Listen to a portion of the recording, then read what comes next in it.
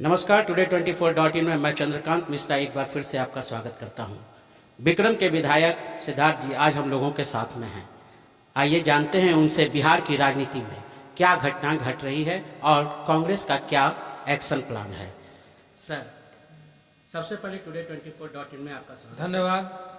Sir, Bihar की जो चुनावी रैलियां हो रही हैं, सीधा सा प्रश्न, सीएम या डिप्टी सीएम किसके लिए लड़ाई हो रही है, किस पोस्ट के लिए लड़ाई हो रही है?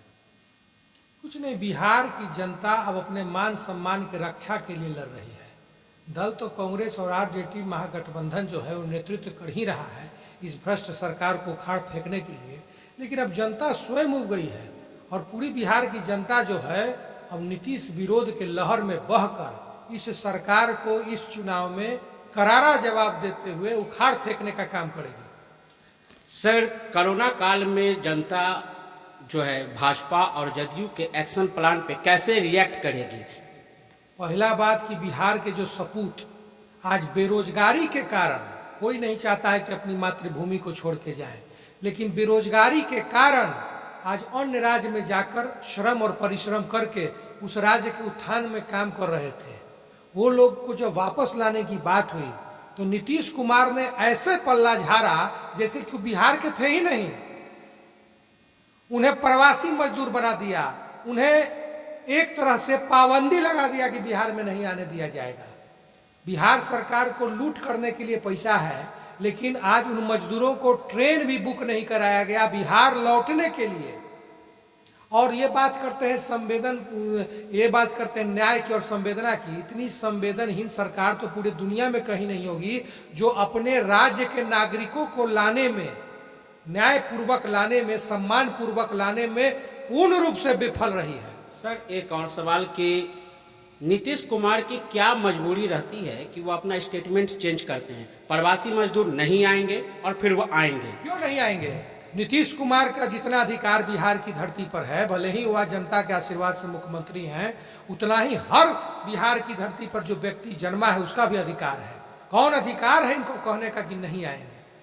और आज आए और वही जनता जो आई है वो इन्हें करारा जवाब देकर लौटेंगे। और क्या 15 साल के अपने शासन में रोजगार के उपलब्ध कराने की दिशा में क्या काम किए? एक इतनी बड़ी आबादी जो आज नौजवानों की बिहार की धरती पर है, बेरोजगार नौजवानों की बिहार की धरती पर है, आखिर क्यों नहीं कुछ बोलते हैं कि उनको किस तरह से रोजगार दिलाया जाएगा? बिहार से पलायन रोकने के लिए 15 साल में क्या मापदंड इन्होंने तय किया? क्या ऐसे कार्य प्रणाली है जो इन्होंने तय किया जिससे आज लोग जो यहाँ से पलायन करके जा रहे हैं उनको रोका जा सके और यहाँ सम्मान पूर्वक नौकरी दिया जा सके? कोई योजना इनके पास नहीं है।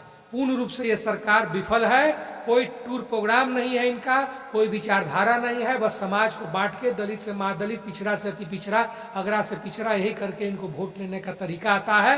और ये सब छल कपट बिहार की जनता अब समझ चुकी है।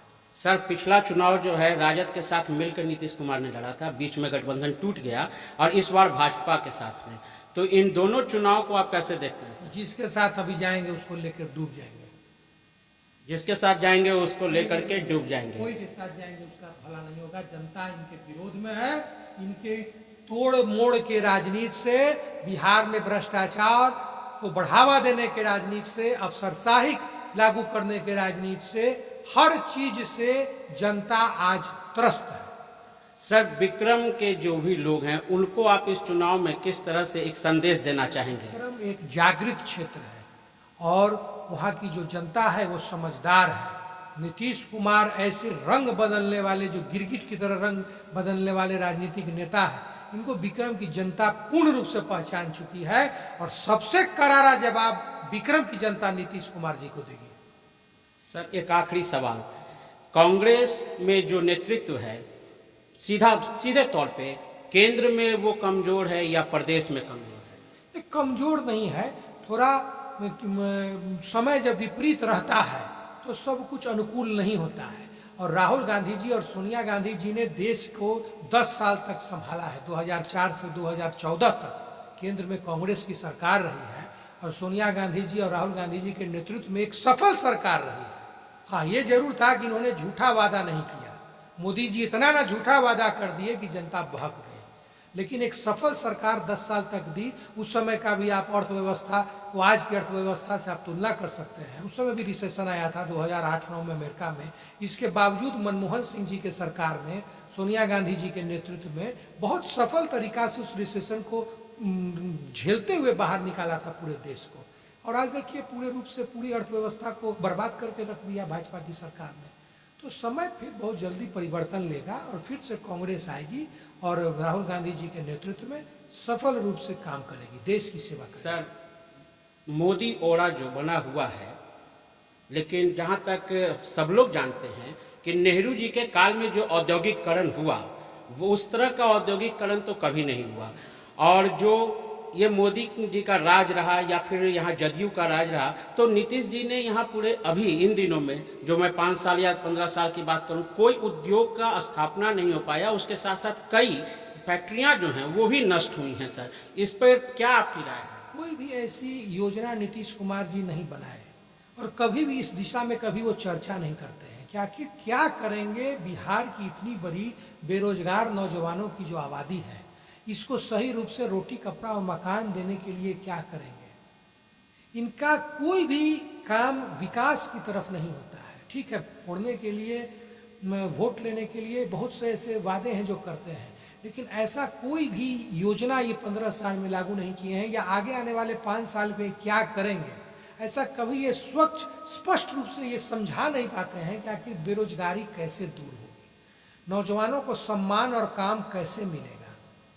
मुख्यमंत्री जी को यह स्पष्ट कहना चाहिए कि वो 15 साल में पूर्ण रूप से विफल रहे हैं यहाँ के नौजवानों को किसी तरह का रोजगार देने में।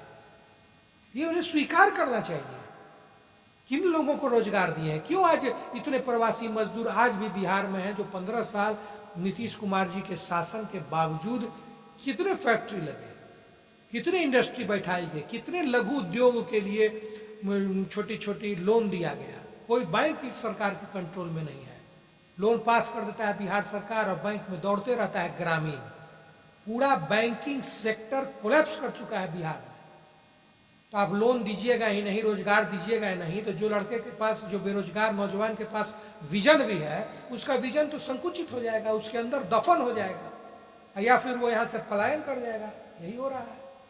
या तो नौजवान त्रस्त हो जा रहा है, बेरोजगार के बेरोजगार रह जा रहा है, या बिहार की धरती से दूर हो जा रहा है। तो इसको दूर करने के लिए अस्थाई वो ठेके बहाली तो हो रही है इनकी, अस्थाई रूप से जो ठेके पे बहाली, जिसमें एक व्यक्ति की जगह 3-3 व्यक्तियों को काम दे दिया जाता है और लोग हड़ताल पे फिर बैठ जाते हैं, उनको निकाल दिया जाता है, जिसे संविदा पे नियुक्ति कहते हैं। सर, नहीं, ऐसा कुछ नहीं हो रहा है। वो लोग को भी संतुष्ट नहीं कर पा रहे हैं। जिस राज्य का शिक्षक संतुष्ट नहीं है, जिस राज्य का दलित संतुष्ट नहीं है, जिस राज्य का किसान संतुष्ट नहीं है, जिस राज्य का मजदूर संतुष्ट नहीं है, वो ठेकेदार और दलाल के अलावा, पूंजीपतियों के अलावा कोई इस राज्य के व्यवहार से संतुष्ट नहीं है। बहुत बहुत धन्यवाद सर बात करने के लिए। सिद्धार्थ जी थे हमारे विक्रम के विधायक जी, और उन्होंने, आपने देखा कि किस तरह से वो पूरी बात बताए हैं। तो देखते रहिए, आपके सवालों पे जवाब की जीत के साथ मैं Chandrakant Mishra, today24.in। Thank you.